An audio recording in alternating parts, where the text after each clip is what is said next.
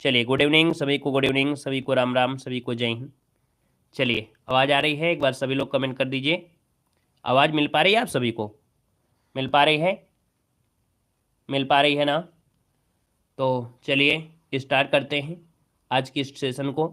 सभी लोग वीडियो को लाइक भी कर दीजिएगा, ठीक है। पहली बार जुड़े हैं तो चैनल को सब्सक्राइब भी कर लीजिए। चलिए यहाँ पर देखिए, पहला क्वेश्चन दिया है, मलबे का मालिक कहानी के कहानीकार कौन है? मलबे का मालिक कहानी के कहानीकार पूछा गया है। ये रचना जो आपकी है वो किसकी है? यहाँ पर देखिए ऑप्शन बनेगा बी नंबर। ये दोस्तों याद रखिए, मोहन राकेश की है। किसकी है? मोहन राकेश। इसका जो आंसर है आपका बी नंबर है, राइट हो जाएगा, मोहन राकेश हो जाएगा, ठीक है ना। इन्होंने और भी ढेर सारी यहाँ पर रचनाएं किया है, जैसे नए बादल हो गया, जानवर और जानवर हो गया, है ना, फौलाद की आकाश, ये भी आपका है। नमस्ते भैया, जय श्री राम, नमस्ते। यहाँ पर दिया गया है अगला क्वेश्चन है कि अमृतलाल नागर के उपन्यास मानस का हंस किस कथा वस्तु जो आपकी है वो किस पर है? तो वह मानस की हंस जो आपकी है किस पर आधारित है, ये हम लोग कहेंगे। तो दोस्तों यहाँ पर देखा जाए तो इसका आंसर डी हो जाएगा कि तुलसीदास का जो मानसिक विकास है, तुलसीदास का जो मानसिक विकास है उसी पर आपका आधारित है। इसका आंसर बनेगा आपका डी नंबर। नेक्स्ट क्वेश्चन दिया है कि विज्ञान में कौन सा उपसर्ग लगा हुआ है? विज्ञान में कौन सा उपसर्ग लगा हुआ है? आपने पेपर दिया होगा और पेपर दिया है तो आप क्वेश्चन को जानते होंगे, क्वेश्चन का लेवल जानते हैं, क्वेश्चन का तरीका जानते हैं, और क्वेश्चन कैसे बनते हैं ये भी आप लोग जानने लगे हैं, है ना। क्योंकि नए बच्चे तो आप ले रहे हैं, नए बच्चे तो नहीं है ना भैया। आप लोगों ने एक बार पेपर दे दिया है, और जब एक बार पेपर दे देते हैं तो आपको हर एक चीज़ पता चल जाती है, नहीं हाँ कैसा लेवल होता है एग्जाम में, ठीक है। चलिए देखो दिया है विज्ञान में कौन सा लगा है, तो आप कहेंगे सर यहाँ पर देखा जाए तो उपसर्ग हो जाएगा वी। वी जो कि आपका हो जाएगा वी धन ज्ञान, ऑप्शन नंबर आपका डी हो जाएगा, जो कि आंसर क्या हो जाएगा आपका डी नंबर है, राइट हो जाएगा। नेक्स्ट क्वेश्चन है, पुरुषोत्तम अग्रवाल को उनकी किस रचना के लिए देवी शंकर अवस्थी स्मृति पुरस्कार दिया गया था? ये क्वेश्चन इस बार को प्रीवियस ईयर, इस बार को जो पेपर हुआ था उसमें आया था, और इस क्वेश्चन को बहुत बच्चे नहीं करके आए थे, लेकिन हमने इस क्वेश्चन को पढ़ाया भी था, है ना, कि भैया जो देवी शंकर अवस्थी स्मृति सम्मान दिया गया था पुरुषोत्तम अग्रवाल को, वो किस रचना के लिए दिया गया था? तो यहाँ पर दोस्तों ऑप्शन नंबर आपका बी हो जाएगा, तीसरा रूख के लिए। किसके लिए? तीसरा रूख के लिए दिया गया था। इसका जो आंसर है वो आपका बी हो जाएगा, 1996 में ये दिया गया था। प्रति वर्ष युवा आलोचकों को उनकी एक महत्वपूर्ण रचना के लिए ये प्रदान किया जाता है। अगला क्वेश्चन यहाँ पर दिया गया और आपसे कह रहा है कि निम्न उपन्यासों में से कौन सा मृदुला गर्ग के द्वारा रचित नहीं है? मृदुला गर्ग के द्वारा देखा जाए तो उपन्यासों में से जैसे कि यहाँ पर दिया गया है, उसके हिस्से की धूप, चित कोबरा, मैं और मैं, लेकिन रुकोगी नहीं राधिका, ये जो ऑप्शन दिया गया है बी नंबर है, ये नहीं है ना। याद रखिए उषा प्रियमदा की है, ये भी क्वेश्चन आपका पूछा भी गया था। हमने कहा जो भी हम यहाँ पर कंटेंट आपको दे दें, आपको पेड कोर्स में कोई देगा नहीं, है ना। पेड कोर्स में भी आपको ऐसा कंटेंट नहीं मिलेगा जो हम आपको फ्री मॉडल पेपर आपको डेली सॉल्व कराते हैं, ठीक है। यहाँ पर देखिए रुकोगी नहीं राधिका, ये आपकी किसकी है? उषा प्रेमदा की है ना। इसका जो आंसर है वो आपका बी हो जाएगा। नेक्स्ट क्वेश्चन आपसे कह रहा है तुलसीकृत शब्द समास विग्रह करने का कारण कारक की विभक्ति कौन सी मिलती है? क्वेश्चन को समझिए, कह रहा है तुलसीकृत, इसको जब आप समास विग्रह करेंगे तो इसको करने पर करण कारक की कौन सी विभक्ति? करण तुलसी के द्वारा, है ना, ये तो होगा तुलसी के द्वारा। तो आप कहेंगे सर इसका आंसर क्या बनेगा? ए नंबर हो जाएगा। इसमें जो विभक्ति लगी है वो कौन लगी है? तो आपका द्वारा लग जाएगा। यहाँ पर जो आंसर है वो आपका राइट हो जाएगा। क्या? ए नंबर इसका राइट हो जाएगा, ठीक है। अगला क्वेश्चन आपसे कह रहा है श्री कृष्ण के सुनवचन अर्जुन क्रोध से जलने लगे, सब शोक अपना भूल कर करतल युग मरने लगे, संसार देखे अब हमारे शत्रु रण में मृत पड़े हैं, करते हुए यह घोषणा वो उठ खड़े हुए। यहाँ पर पंक्ति में जो आपका रस है कौन सा है भाई? कृष्ण भगवान ने अर्जुन को समझाया ही था कि नहीं समझाया था? समझाया था कि देखिए जो युद्ध के मैदान में कोई अपना सगा नहीं होता है, ठीक है, कोई भी अपना सगा नहीं होता, युद्ध के मैदान में अपना युद्ध ही करना है। तो इसमें क्या हुआ था, इनमें वीर नहीं बोलेंगे, ये नाराज हुए थे, गुस्सा हुए थे, और गुस्सा होने के बाद यहाँ पर देखो क्रोध दिया है, देखो दिया है क्रोध दिया है ना, यही शब्द आपका दिया है, यहीं से मिल जाएगा क्रोध, और क्रोध दिया है तो यहाँ पर आपका बनेगा क्या? ए नंबर हो जाएगा। क्योंकि वीर व्यक्ति के अंदर ये क्रोध शब्द नहीं होता है, जो वीर व्यक्ति होता है उसमें क्रोध नहीं, उसमें साहस होता है। तो याद रखिए इसका आंसर आपका ए नंबर है, राइट हो जाएगा, रौद्र हो जाएगा। अगला क्वेश्चन आपसे यहाँ पर दिया गया है कि हमेशा एक जैसा रहना अर्थ के लिए सही लोकोक्ति बताना है। हमेशा एक जैसा रहना, ये बताइए जब हमेशा एक जैसा रहता है उसे कहते क्या है? तो कहेंगे सर यहाँ पर देखा जाए तो आपका आंसर हो जाएगा क्या, यहाँ पर जो आंसर आ गया है सावन हरे न भादो सूखे। ऐसे क्वेश्चन कल भी मिल रहा था, है ना, लेकिन आज यहाँ पर जो मिल गया है सेम टू सेम मिल गया है ना, कि हमेशा एक जैसा रहना, मतलब यहाँ पर कि आपका जो दिया है सावन हरे न भादो सूखे, आंसर आपका डी हो जाएगा। जैसे कि ये हमारी क्लास आपकी हमेशा रहती है, बेहतर क्लास होती है, ठीक है। यहाँ पर दिया गया और आपसे कह रहा है निम्नलिखित में से कौन सा कामदेव का पर्यायवाची शब्द आपका नहीं है। कामदेव का पर्यायवाची नहीं है, आपसे 9 नंबर आपसे पूछा गया है। और 9 की बात करते हैं तो निलय जो दिया है, निलय, है ना, निलय कामदेव का नहीं है। बाकी मनोज है, अनंग है, मनमत दिया है, रथपति हो जाएगा, ये शब्द आपके होते हैं क्या, आप जो कि आपके कामदेव के हैं। अगला क्वेश्चन दिया गया है कि कोई आया था, वाक्य में कौन सा सर्वनाम का भेद प्रयोग हुआ है। चलिए बताइएगा, यहाँ पर दिया है कोई आया था, ये बताइए जो कोई शब्द दिया है ये किसी को बता रहा है कौन आया था। आप कहेंगे नहीं, ये सर निश्चित नहीं है, अर्थात निश्चित नहीं है, इसका मतलब ये है अनिश्चित हो जाएगा, डी नंबर बनेगा। अगला 4 विकल्प दिए गए हैं, है ना, और उस सही विकल्प का चयन करना है जो बताता है कि व्यंजन को स्वर रहित दिखाने के लिए किस चिन्ह का प्रयोग करेंगे। स्वर रहित, इसका मतलब हलंत होना चाहिए, और हलंत होना चाहिए तो ऑप्शन आपका सी हो जाएगा। जैसे आपका ये का है, इसमें आपका हलंत है नहीं है, तो अर्थात ये आपका स्वर है इसमें, लेकिन अगर इसमें हमको डैश लगा दिया जाए इसका मतलब ये स्वर रहित हो गया, इसमें स्वर नहीं है, ये आपका हलंत लगा देने से अक्षर आधा हो जाता है, तो इसका आंसर आपका सी हो जाएगा। अगला है, यहाँ पर 4 विकल्प दिए गए हैं। पद के उचित अलंकार का रूप सबसे अच्छा विकल्प बनाया गया है। विखारिन को देत देखत पट देत बार बार, यहाँ पर कह रहा है अलंकार कौन सा है, 12 नंबर में कह रहा है भिखारिन को देखत पट देत बार बार, इसमें अलंकार कौन है। कहेंगे सर जी यहाँ पर श्लेष अलंकार संयुक्त तो मतलब नहीं लग रहा है, ना ये रूपक लग रहा है, ना उत्प्रेक्षा। तो देखिए आंसर ए नंबर दिया है, श्लेष दिया है। कैसे दिया है, ये पट मतलब जो होता है ना, ये पट मतलब एक दरवाजा भी होता है, पट मतलब कपड़ा भी होता है। तो ये शब्द के 2 अर्थ आपके निकाल दिए गए हैं। जब एक शब्द होता है उसके कई अर्थ निकल जाते हैं तो वो होता है श्लेष होता है। यहाँ पर दिया है इनमें से हर्ष व दीर्घ इनमें से किसके प्रकार हैं। कहेंगे हर्ष और दीर्घ क्या होते हैं, ये तो आपके स्वर ही होते हैं। आंसर नंबर आपका ये हो जाएगा, ठीक है ना। हर्ष स्वर की संख्या कितनी होती है, तो आपकी 4 होती है, और दीर्घ स्वर की संख्या कितनी होती है, तो आपके 7 होती है, ठीक है ना। क्लियर हो गया है। चलिए 7 4 11 हो गए। अगला क्वेश्चन दिया गया है कि 4 विकल्प दिए गए हैं, है ना, परिवर्तन आपको बताना है। आपसे कह रहा है कि पिताजी पत्र पढ़ रहे हैं, इसको कर्मवाच्य में बदलना है। पिताजी पत्र पढ़ रहे हैं, इसको कर्मवाच्य में क्या करेंगे। हमने कहा पिताजी से पत्र पढ़ा जा रहा है ना, पिताजी पत्र, पिताजी द्वारा पत्र पहले थोड़ा आएगा, यहाँ पर पिताजी से पत्र पढ़ा जा रहा है, इसका आंसर आपका सी बनेगा, जो कि राइट आंसर हो जाएगा। अगला दिया गया है स्वर रहित व्यंजन जब स्वर सहित व्यंजन से मिलता है तब क्या कहलाता है।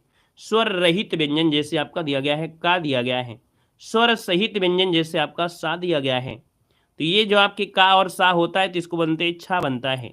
ये है क्या, ये क्या है, ये संयुक्त व्यंजन आपका है। ये क्या है, संयुक्त व्यंजन है का धनसा से, क्योंकि स्वर रहित, इसमें हलंत लगी है, स्वर रहित है, और इसमें स्वर सहित है क्योंकि इसमें हलंत नहीं लगा है, और इन दोनों के योग से होता है संयुक्त बनता है। तो आप संयुक्त अक्षर जिनकी संख्या 4 होती है, छत्र ज्ञा और परिश्रम वाला जो स्रा होता है, ये 4 होते हैं जो आपके संयुक्त अक्षर होते हैं। याद रखिएगा हिंदी वर्णमाला में 4 संयुक्त अक्षर होते हैं जो कि वर्ण होते हैं, जो कि व्यंजन में मिलते हैं, ठीक है, और 4 आपके स्वर भी होते हैं जो कि संयुक्त स्वर होते हैं। अगला आपसे दिया गया है 4 विकल्प दिए गए हैं, विकल्प को चयन करना है जिसमें से प्रत्यय नहीं बनता है।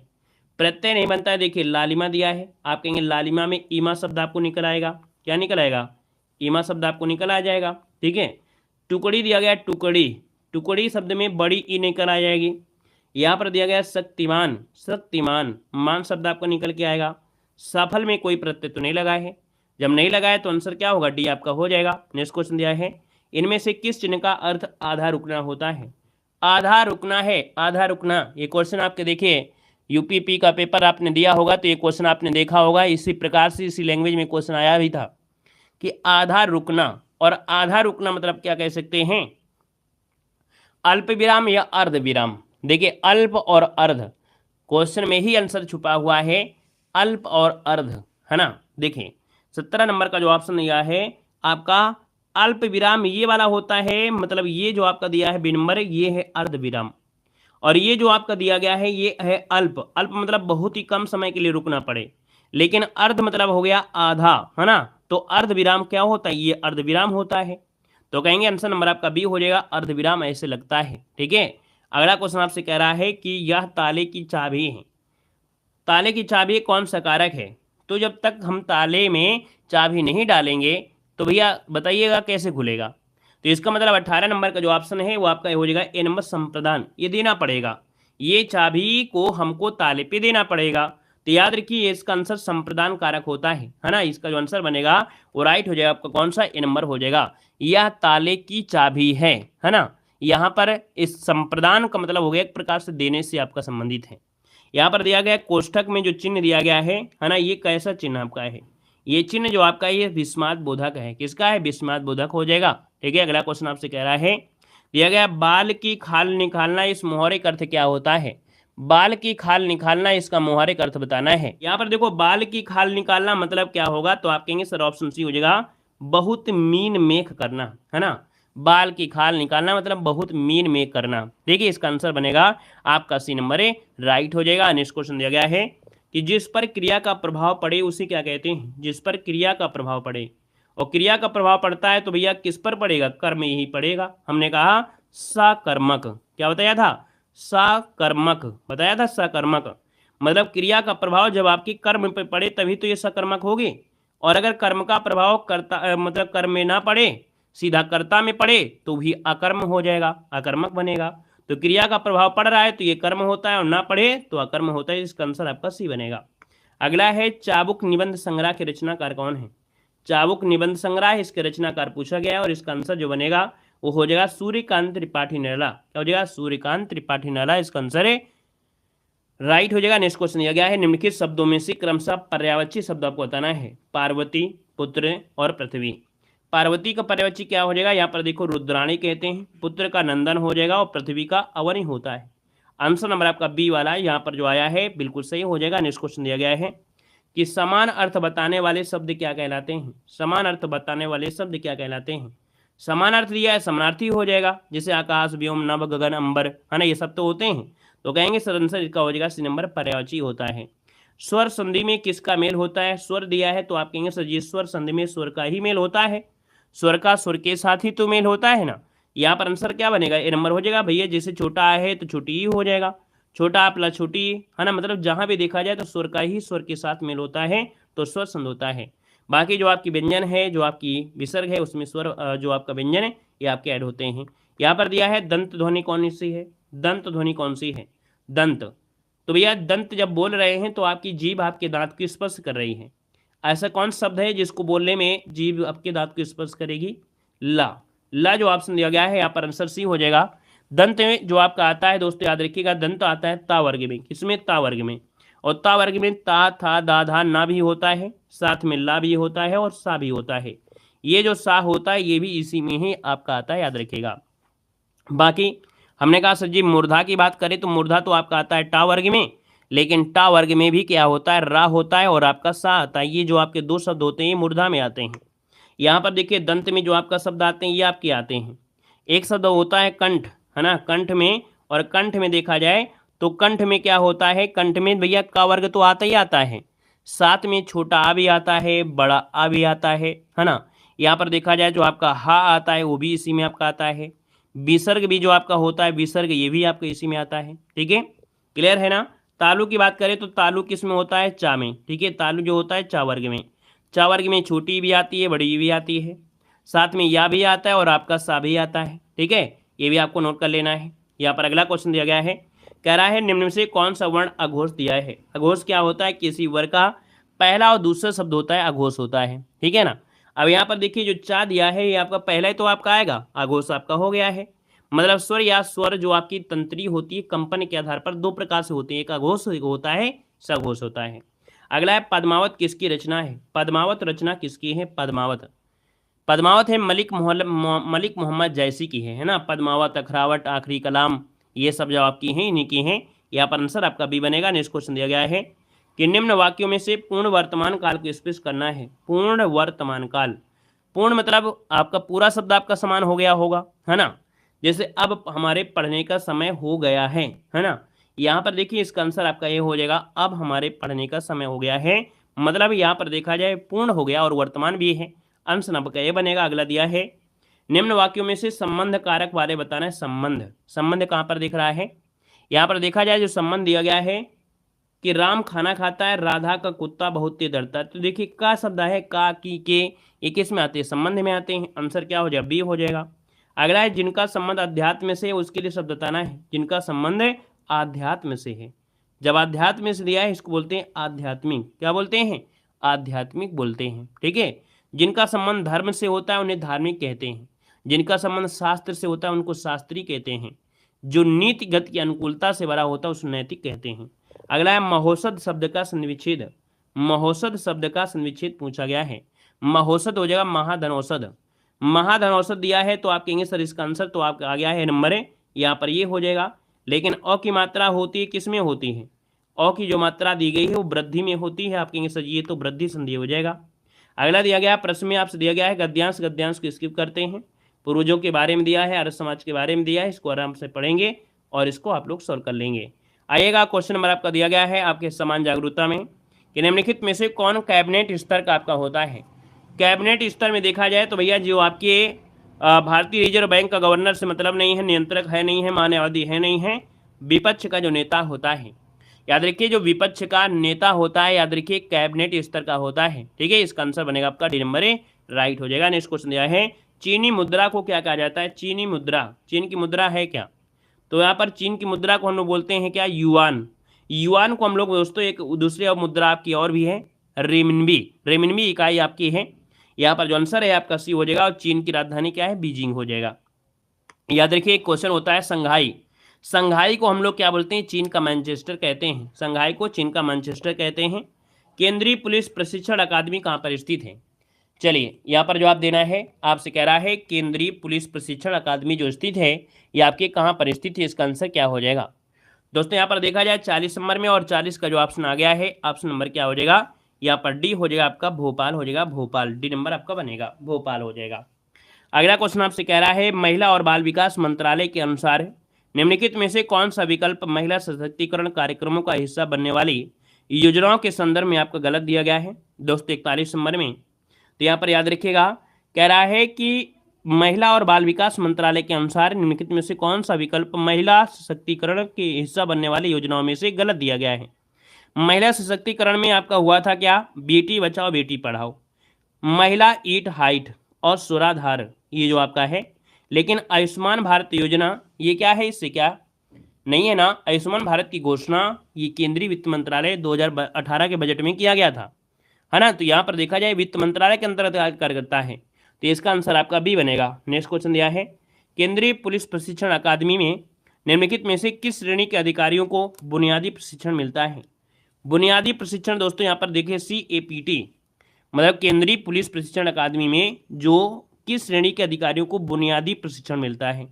दोस्तों ए नंबर रहेगा ग्रुप ए, है ना? ग्रुप ए जैसे आपके होते हैं एक प्रकार से हम ये बोल सकते हैं जो ग्रुप ए के अधिकारी होते हैं उनको प्रशिक्षण यहाँ पर मिलता है। जैसे सरदार वल्लभ भाई पटेल राष्ट्रीय पुलिस अकादमी हैदराबाद में है और ये भारतीय पुलिस सेवा अर्थात IPS अधिकारी के प्रशिक्षण के लिए आपका है। किसके लिए? IPS जो कि ग्रुप ए के तहत आपके होते हैं उनको मिलती है ट्रेनिंग। यहाँ पर दिया गया है आपसे कह रहा है कौन सी रेखा भारत और पाकिस्तान के बीच सीमा रेखा तय करती है? भारत और पाकिस्तान की बात है तो भारत पाकिस्तान में हो जाएगा रेड क्लिफ रेखा, जो कि आंसर आपका बनेगा बी नंबर है। मैकमोहन रेखा आपके भारत और चीन के बीच जाती है। ठीक है, और अगला दिया गया है बरसाना की होली किसके साथ खेली जाती है? बरसाना की जो होली होती है किससे खेलते हैं? तो बरसाना की होली मालूम है डंडे से खेली जाती है। ठीक है, लट्ठमार होली के नाम से जिसे जानते हैं, है ना? राधा जी का जन्म स्थान आपका है बरसाना। बरसाना होली उत्सव डंडे के साथ खेली जाती है, याद रखिएगा। यहाँ पर देखो दिया गया है कि तमिलनाडु और श्रीलंका के मन्नार जिले के बीच मौजूद जो जलसंधि उसको क्या कहते हैं? देखिए तमिलनाडु और श्रीलंका के बीच जो मन्नार है, मन्नार जिला है, इसके बीच एक जलसंधि है और इस जलसंधि को कहते हैं पाक झेलम मध्य। क्या बोलते हैं? पाक झेलम मध्य कहा जाता है। ठीक है, अगला क्वेश्चन आपसे कह रहा है कि उन्मेद भवन पैलेस किस शहर में है? उन्मेद भवन पैलेस किस शहर में है? दोस्तों ये आपके जोधपुर में है। कहाँ पर है? जोधपुर में है। ऑप्शन नंबर आपका बी राइट हो जाएगा। देखा जाए ये महल जोधपुर की सबसे ऊंची जगह चित्तार हिल पर आपका स्थित आपका है और इसको एक संग्रहालय में भी बदल दिया गया था। ठीक है, हेरिटेज होटल और संग्रहालय के निवास में बदल दिया गया था। अगला क्वेश्चन आपसे यहाँ पर दिया गया है कि 68वें राष्ट्रीय फिल्म पुरस्कारों में से किस फिल्म ने सर्वश्रेष्ठ लोकप्रिय फिल्म पुरस्कार जीता है। ये भैया आपके कौन सा नंबर का है? 68वें नंबर का है। और इसमें से जो आपको दिया गया था दोस्तों आपके तान्हाजी द अनसन के लिए दिया गया था, तान्हाजी द अनसन। यहाँ पर अगला क्वेश्चन दिया गया है, उत्तर प्रदेश पुलिस प्रशिक्षण उत्तर प्रदेश पुलिस भर्ती पदोन्नति बोर्ड द्वारा कांस्टेबल सिविल पुलिस की नियुक्ति में शारीरिक क्षमता परीक्षा में पुरुष अभ्यर्थियों को दौड़ लगाने की जरूरत होती है। अब ये तो एक नंबर आपका हो गया जो कि फ्री का है। कितने लोगों को नहीं मालूम है कि कितनी स्पीड आपको लेना है, कितनी दौड़ लगाना है, बताइएगा जल्दी से। चलिए देखिए 48 नंबर की बात करते हैं तो आप कहेंगे सर यहाँ पर देखा जाए 25 मिनट में 4.8 किलोमीटर की दौड़ लगाना पड़ता है। इतनी दौड़ अगर हो जाएगी अपने यूपी में तो बहुत अच्छी बात है। अपने यूपी में तो ऐसा भी है कि पहले पेपर दे लीजिए, पेपर निकले तो ठीक है, लेकिन अगर यही छत्तीसगढ़ जाएंगे तो छत्तीसगढ़ में क्या होता है, पहले आपको क्या करना है, पहले दौड़ निकालिए, जब दौड़ निकल जाएगा तभी आपको पेपर देखने को मिलेगा। क्लियर है ना? तो यहाँ देखिए आगे बढ़िए, क्वेश्चन दिया गया है, कह रहा है जून 2023 में किसे सीमा सुरक्षा बल का नया महानिदेशक नियुक्त किया गया था। दोस्तों यहाँ पर देखा जाए तो आपका नितिन अग्रवाल थे, इसका जो ऑप्शन डी है वो आपका राइट हो जाएगा। नेक्स्ट क्वेश्चन दिया गया है और आपसे यहाँ पर दिया है उत्तर प्रदेश के निम्नलिखित जिलों में से किसकी सीमा नेपाल के साथ लगती है। नेपाल के साथ लगती है दोस्तों, आपसे पूछा गया है। चलिए चलिए बहुत अच्छे।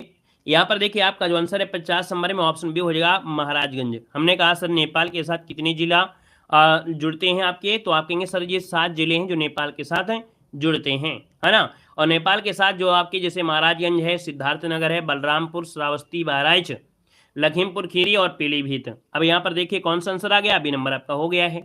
अगला क्वेश्चन आपके सामने दिया गया और आपसे यहाँ पर कह रहा है कि निम्नलिखित विकल्पों में से पुनरुत्पादक बीज उत्पादक पौधे का नाम आपको चुनना है। देखिए क्वेश्चन बड़ा आसान है लेकिन थोड़ा समझने की जरूरत है। यहाँ पर देखिए थोड़ा समझने की जरूरत आपसे पूछा गया है। कह रहा है कि पुनर्उत्पादक बीज उत्पादक पौधे का नाम चुनना है। पुनर्उत्पादक मतलब देखा जाए तो ये आपका होता है bread mould. Bread mould east और मशरूम पोषण की एक मृतजीवी विधा होते हैं।